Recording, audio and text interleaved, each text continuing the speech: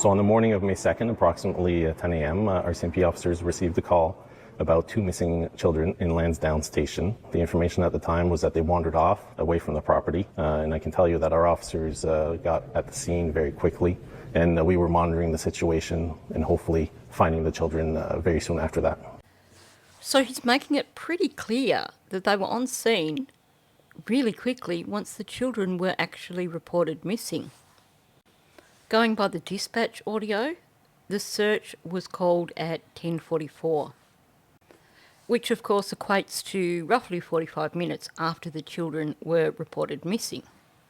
But obviously officers were on scene earlier than that. That's just when the search was called.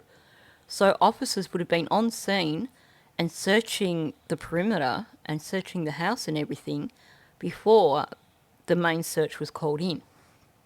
Although if you take into account this vague story of the children having been last heard or last seen at around 8 o'clock that morning, then that still gives them an almost 3-hour head start on searches.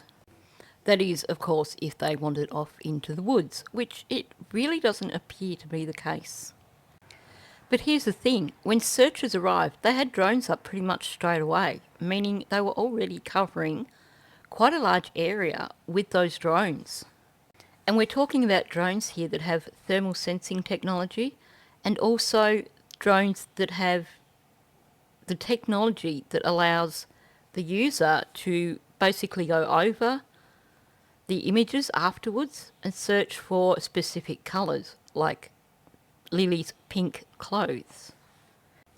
And we're talking about extremely rough terrain here. You had searchers who had to stop because of injuries or because of exhaustion or because of dehydration. And these are adults, not little children. But essentially, we're talking about a 4-year-old and a 6-year-old here on rough terrain that even adults had trouble transversing. They're not going to go flat out for 3 hours and be streaks ahead of the searchers. So realistically, had they actually gone off into the woods, they wouldn't have covered a huge distance. Not only that though, they were wearing gumboots. These are rubber boots. Quite likely without socks if they had wandered off. Because a 6-year-old and a 4-year-old, they're just going to pull those gumboots on. They're not going to worry about socks. And what people seem to be forgetting is gumboots aren't light. They're not walking footwear. You try walking any distance in gumboots. They're just not designed for walking long distances. They're not designed for hiking. And on little children, the weight of those boots is going to be even more. And if those children were able to put gumboots on unassisted, that means those gumboots really wouldn't have been a snug fit. Gumboots are never what you would consider as bushwalking gear. They're not designed for climbing over trees or traipsing through scrub or all those broken branches that are just lying around everywhere in the woods where they were searching for the children. Particularly given Jack's age, those children would not have been capable of travelling that far from the house had they actually gone into the woods. Meaning that basically with drones, with adult searchers who could obviously cover far more ground than these children could in half the time, and they had scent dogs as well. There's no way they would have not found those children had they been in the woods. Sure, given their size, they could hide away and tuck themselves into a teeny tiny area. But you had really experienced searchers there. You had drones with heat-seeking capabilities.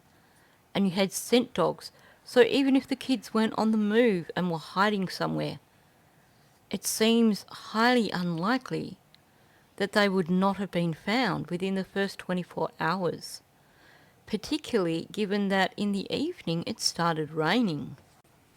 And I know that lead searcher, Amy Hansen, said to the media at one point that, it's still possible they could be in the woods.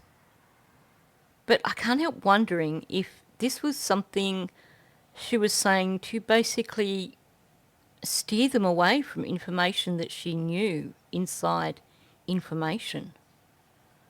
Because as the head of the search team, she would have known when they called the searchers back in what was going on, what they were searching for, why they were searching those areas. And given her background, her experience, it just seemed like a really, really odd statement for her to make when nobody else believed that those children could possibly be in the woods. We heard from their grandmother, Belinda Gray, who said that after being there and after doing a bit of searching herself, she realised that those children had not gone into the woods. Now, I'm certainly not saying that I believe for one moment that this story of the children being loaded into a car is even remotely believable. And I hope this Darren guy realises that putting stories like that out could actually get you charged with interfering with an investigation. But honestly, you do the math, guys. It's highly unlikely that those children wandered off into the woods, because had they done so, they would have been found. We've been told unequivocally that they were not abducted. And given that the Mounties can say that they weren't abducted, I think they would know if those children were loaded into someone's car and driven away. Maybe that wouldn't count in your eyes as an abduction, but to the Mounties that would, given that the children were reported as missing.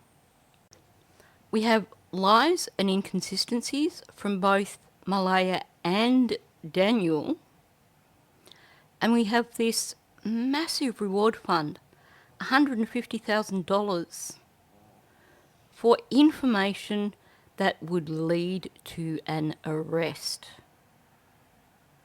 in this case. I mean, honestly, blind Freddy could see what the real situation is here.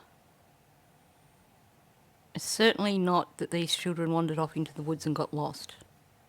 Certainly not that they were abducted. Certainly not that they were loaded into a car by their mother and driven away and hidden away somewhere. What does that leave, people?